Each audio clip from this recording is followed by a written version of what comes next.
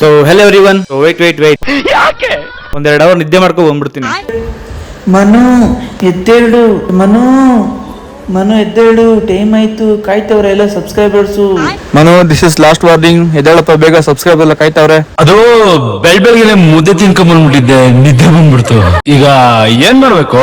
ಅದೇ big boss beggars part 2 ಬಗ್ಗೆ roast ಮಾಡಯ್ಯ.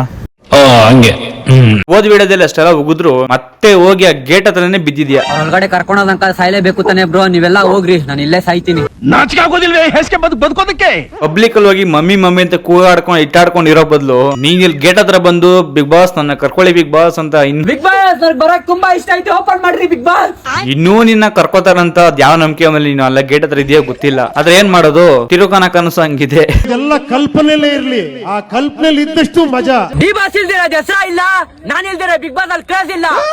ಅಯ್ಯೋ ತಗಡೆ, ಎಷ್ಟು ಚೀಪ್ ಅನಿಸ್ಬಿಡ್ತು ಅಂದ್ರೆ ಥೋ ನಿಮ್ಮ ಈ ತರದೆಲ್ಲ ಇದಾರೆ ಜನ. ಲವ್ ಡಿ ಬಾಸ್ ಇದ್ರು ಇಲ್ದೆ ಹೋದ್ರು ದಸರಾ ನಡೆದೇ ನಡೆಯುತ್ತೆ. ನೀನ್ ಈ ತರ ಎಷ್ಟೇ ಕೂಗಾಡಿದ್ರು ನನ್ನ ಕರೀರಿ ಬಿಗ್ ಬಾಸ್, ಸುದೀಪ್ ಅಣ್ಣ ನನ್ನ ಕರೀರಿ. ಏನೋ ಹೊಡೆದಂಗಾಯ್ತು. ಬಿಗ್ ಬಾಸ್ ಒಬ್ಬೊಬ್ರೆ ಕಂಟೆಸ್ಟೆಂಟ್ ಗಳು ಆಚೆ ಹೋಗ್ತಾರೆ, TRP ಬರಲ್ಲ ಅಂತ ತಲೆ ಕೆಡ್ಸ್ಕೊಬೇಡ್ರಿ. ನೀವ್ ಯಾವಾಗ ಕರೆದ್ರು ಬಂದೇ ಬರ್ತೀನಿ. ಅವ್ರ ಈ ಜನ್ಮಕ್ಕೆ ನೀನು ಹೊರಗಡೆ ಕರೆಯಲ್ಲ. ಅವ್ರಿಗೆಲ್ಲ ಮೇನ್ ಆಗಿ TRP ಕೊಡುವಂತ ಕಂಟೆಸ್ಟೆಂಟ್ ಗಳು ಬೇಕು. ನೀನು ಹೋಗಿ MRP 90 OT ತಗೊಂಡು ಆಚೆ ಹೋಗಿ ಸುಕ್ಕ ಹೊಡೆ ಅಂತಾರೆ ಇದೆಯಾ? ನಿನ್ನ ಕರ್ಕೋತಾರ? ಯೋಚನೆ ಮಾಡು. ನಾನು ಹೇಳ್ದೆ ಅಲ್ಲ ಲೌಡಾನು ಆಗಲ್ಲ ಅಂತ. ಬಾಸ್ ಇವತ್ತು ಡೇ 1 ಡೇ 100 ತನಕ ಕಾಯ್ತೀನಿ, ನೀವು ಬರ್ತಾ ಕರೀತೀರಾ? ಗೇಟ್ ಹತ್ರ ಹೋಗ್ಬಿಟ್ಟು ಬಿಗ್ ಬಾಸ್ ನನ್ನ ಕರ್ಕೊಳ್ಳಿ ಅಂತ ಕೂಗ್ತಿದಿಲ್ಲ. ಆ ಗೇಟ್ ಹತ್ರ ಇರೋ ಸೆಕ್ಯೂರಿಟಿಗಳು ಎಕಡೆ ಹೊಡೆದ್ ಕಳಿಸಿಲ್ವಾ? ಮ್ಯೂಸಿಕ್ ಹೊಡೆದ್ ಕಳಿಸ್ಬೇಕಿತ್ತು. ನಿನ್ಗೆ ಅವಾಗಾದ್ರೂ ಬುದ್ಧಿ ಬರೋದು ಏನೋ ಗೊತ್ತಿಲ್ಲ. ಬಸ್ ಟೀಮ್ ಅವ್ರು ಹೇಳಿದ್ದೆ ತಡ, ಸೋಷಿಯಲ್ ಮೀಡಿಯಾದವ್ರಿಗೆ ಸರ್ಪ್ರೈಸ್ ಐತೆ ಅಂತ ಎದ್ದೆದ್ದು ನುಗ್ತಾ ಇದ್ದೀರಾ. ನಾನ್ ಬರ್ತೀನಿ ಅಂತ. ನಾನೇನ್ ಗೇಟ್ ಮುಂದೆ ಗೆಣಸ್ ಕೀಳಾಕ ಕೂತಿದ್ದೀನಿ. ಗೆಣಸಲ್ಲ, ನಿಂಗೆ ಕೀಳ ಕೆಲಸ ಇರೋದಕ್ಕೆ ನೀನ್ ಅಲ್ಲಿ ಹೋಗಿರೋದು. ನಿಜ ತಾನೆ? ಅವನ್ ಬಾಯಿಗೋಸಿ ನೀರ್ ಬಿಡ್ರಲ್ಲ, ನೀಗಿರ್ಕೊಂಡ್ಬಿಟ್ಟಾನು. ಯಾರನ್ನು ಬಿಡಲ್ಲ, ನಾನೇ ಹೋಗೋದ್ ಬಿಗ್ ಬಾಸ್ಗೆ ಸತಿ. ಸಾರ್ಥಕವಾಯ್ತು. ಥು ನಿಮ್ ಜನ್ಮಕ್ಕಷ್ಟೇ ಬೆಂಕಿ ಹಾಕ. ನಮ್ D boss, Yash boss, Sudeep sir fans, Appu sir fans ಎಷ್ಟ್ ಜನ ನಾನು ಬಿಗ್ ಬಾಸ್ ಹೋಗಕ್ ಸಪೋರ್ಟ್ ಮಾಡ್ತೀರಾ? ಕಮೆಂಟ್ ಮಾಡಿ, ಈ ವಿಡಿಯೋ ಎಲ್ಲರಿಗೂ ಶೇರ್ ಮಾಡಿ. ಅಲ್ಲ ಕಣೋ, ಬಿಗ್ ಬಾಸ್ ಸ್ಟಾರ್ಟ್ ಆಗಿ 5-6 ದಿನ ಆಗ್ತಾ ಬಂತು. ನೀನ್ ನೋಡಿದ್ರೆ ದರ್ಶನ್, ಸುದೀಪ್, ಯಶ್ ಅಂತ ಅವ್ರ ಹೆಸರು ಹೇಳ್ಕೊಂಡು ಬಿಟ್ಟಿ ಬಿಲ್ಡಪ್ ತಗೋತಿದ್ಯಾ.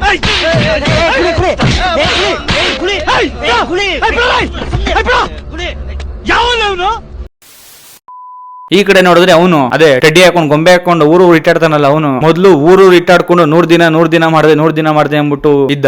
ಬಿಗ್ ಬಾಸ್ ಸ್ಟಾರ್ಟ್ ಆಗಿದೆ, 17 ಕಂಟೆಸ್ಟೆಂಟ್ ಬರ್ತಾ ಇದಾರೆ. ಅದ್ರಲ್ಲಿ ನಾವು ಟ್ರೈ ಮಾಡಿದ್ವಿ, ನಮ್ಗೆ ಅವಕಾಶ ಸಿಕ್ಕಿಲ್ಲ. ಹಾಗೂ ಪರವಾಗಿಲ್ಲ, ಇವಾಗ ವೈಲ್ಡ್ ಕಾರ್ಡ್ ಮೇಲೆ ಟ್ರೈ ಮಾಡೋಣ. ಇವಾಗ ವೈಲ್ಡ್ ಕಾರ್ಡ್ ಗೆ ಒಂದು 50 ದಿನ ಅಲ್ಲಿ ಗಂಟ ನಾವು ಟ್ರೈ ಮಾಡೋಣ. ಆಮೇಲೆ ಲಾಸ್ಟ್ ಅಲ್ಲಿ ವೈಲ್ಡ್ ಕಾರ್ಡ್ ಎಂಟ್ರಿ ಟ್ರೈ ಮಾಡ್ತೀನಿ ಅಂದ್ಬಿಟ್ಟು ಅದನ್ನ ಸ್ವಲ್ಪ ದಿನ ಇಟ್ಟಾಡ್ದ. ಹೇಳಿ 2-3 ದಿನ ಆಗಿಲ್ಲ, ವೈಲ್ಡ್ ಕಾರ್ಡ್ ಎಂಟ್ರಿ ಬರೋಕ್ ಮುಂಚೆ ಇವನು ಮೈಲ್ಡ್ ಆಗಿ ಹೋಗ್ಬಿಟ್ಟ.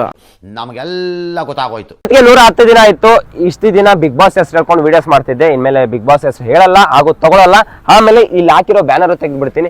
ಯಾಕಂದ್ರೆ ಡೇ 1 ಇಂದ ಬಿಗ್ ಬಾಸ್ ಹೆಸರು ಹೇಳ್ಕೊಂಡು ಸ್ಟಾರ್ಟ್ ಮಾಡಿದ್ದೆ, ಅವಾಗಿಂದ ಯಾರು ಮಾತಾಡಿದಿಲ್ಲ. ಇನ್ಮೇಲೆ ಬಿಗ್ ಬಾಸ್ ಹೆಸರು ಹೇಳಿ ವಿಡಿಯೋ ಮಾಡಲ್ಲ ಹಾಗೂ ಇದು ಇಲ್ಲಿಗೆ ಸ್ಟಾಪ್ ಮಾಡ್ತೀನಿ. ಅವ್ನಿಗೆ ಆಲ್ರೆಡಿ ಗೊತ್ತಾಗ್ಬಿಟ್ಟಿದೆ ನಾನು ಈ ಜನರು ಕರ್ಕೊಡಲ್ಲ ಅವರು ಅಂತ. ಬಟ್ ಅವ್ನ ಪ್ಲಾನ್ ಏನ್ ಗೊತ್ತಾ, ಪಬ್ಲಿಕ್ ಮುಂದೆ ನಾನು ಈ ತರ ಬಿಗ್ ಬಾಸ್ ಅಂತ ಓಡಾಡ್ಕೊಂಡಿದ್ರೆ ನನ್ನ ಕರ್ಕೊಳಲ್ಲ ಅಂತ ಸೈಲೆಂಟ್ ಆಗಿ ನಾನು ಊರು ತಿರುಗಾಡ್ಕೊಂಡು ಇಟ್ಟಾಡ್ಕೊಂಡಿದ್ರೆ ಅವಾಗ ನಾನು ನೋಡಿ ಕರ್ಕೊಂಡಾದ್ರೂ ಕರ್ಕೋಬಹುದು ಅಂತ ಅವ್ನ ಪ್ಲಾನು.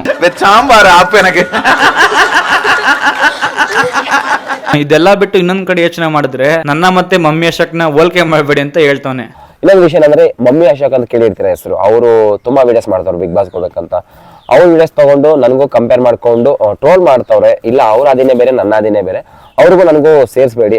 ಸಿಡಿಲ್ ಬಡಿದು ಕ್ಷಾಮ ಬಂದು ಪ್ರವಾಹ ಸಿಕ್ಕಿ ಭೂಕಂಪ ಆಗಿ ಲಕ್ಷಾಂತರ ಜನ ಸಾಯ್ತಾರೆ. ನಿಮಗೇನು ಆಗ್ಲಿಲ್ವಲ್ಲ.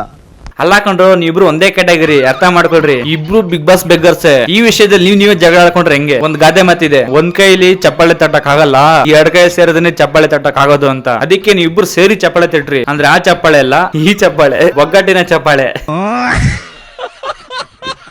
ಅವಾಗಾದ್ರೂ ಬಿಗ್ ಬಾಸ್ಗೆ ಹೋಗ್ತೀರಾ ಇಲ್ವ ಅಂತ ನೋಡೋಣ. ಈ ನನ್ನ ಮಕ್ಳು ಓದಂಗೆ ಅದಾದಂಗೆ ನಾವು ನೋಡ್ದಂಗೆ. ನನಗಂತೂ ಉಗಿದು ಸಾಕಾಯ್ತು. ಇನ್ಮೇಲೆ ಇವ್ರ ಬಗ್ಗೆ ಉಗಿದ್ರು ಪ್ರಯೋಜನ ಇರಲ್ಲ. ಎಷ್ಟು ಬೈದ್ರು ನನ್ ಮಕ್ಕಳಿಗೆ ಮಾನ ಮರ್ಯಾದೆ ಇಲ್ಲ. ಗಡಾರಿ ಆಗ್ಬೇಕು ನನ್ ಮಕ್ಕಳಿಗೆ. ನಿಮ್ಗೆ ನೋಡಿ ಹೆಂಗೈತೆ ನೋಡೋಣ. ಅವ್ನು ಎಷ್ಟು ದಿನ ಗೇಟ್ ಹತ್ರ ಕಾಯ್ತಾ ಇರ್ತಾನೋ ಅವ್ನ ಕೈಲಿ, ಇವನು ಅದಷ್ಟು ದಿನ ಊರು ಸುತ್ತಾಡ್ಕೊಂಡು ಇಟ್ಟಾಡ್ಕೊಂಡಿರ್ತಾನೋ ಇವನು ಇರ್ಲಿ. ಈ ಕಡೆ ಬಿಗ್ ಬಾಸ್ ಈ 11ನೇ ಸೀಸನ್ ಅಂತಾರೆ, ದೇವ್ರಿಗೆ ಗೊತ್ತು. 10ನೇ ಸೀಸನ್ ಅಲ್ಲಿ ಏನಿದ್ರು ಅವ್ರನ್ನೇ ತಂದು ಕಾಪಿ ಮಾಡಿ ಇಲ್ಲಿ ಪೇಸ್ಟ್ ಮಾಡ್ದಂಗ ಐತಿ ಇಲ್ಲಿ ಅವ್ರನ್ನ. ಒಬ್ಬೊಬ್ಬರು ಅನ್ನಂತಾರ ಯಾರನ್ನ ನೋಡೋದು ಯಾರನ್ನ ಬಿಡೋದು. ಓಕೆ ಗಾಯ್ಸ್, ಈ ವಿಡಿಯೋ ಇಷ್ಟ ಆಗಿದೆ ಲೈಕ್ ಮಾಡಿ, ಶೇರ್ ಮಾಡಿ ಅಂಡ್ ಸಬ್ಸ್ಕ್ರೈಬ್ ಮಾಡ್ಕೊಳ್ಳಿ ಅಂತ ಕೇಳ್ತಾ ಮಾಡಲ್ಲ ಅಂತ ಹೇಳಿದ್ಮೇಲೆ ತಿರ್ಗಾ ಕೇಳಿದ್ನು. ನೆಕ್ಸ್ಟ್ ವಿಡಿಯೋದಲ್ಲಿ ಸಿಗೋಣ. ಬಾಯ್. ಮತ್ತೆ ಭೇಟಿಯಾಗೋಣ. ನಮಸ್ಕಾರ.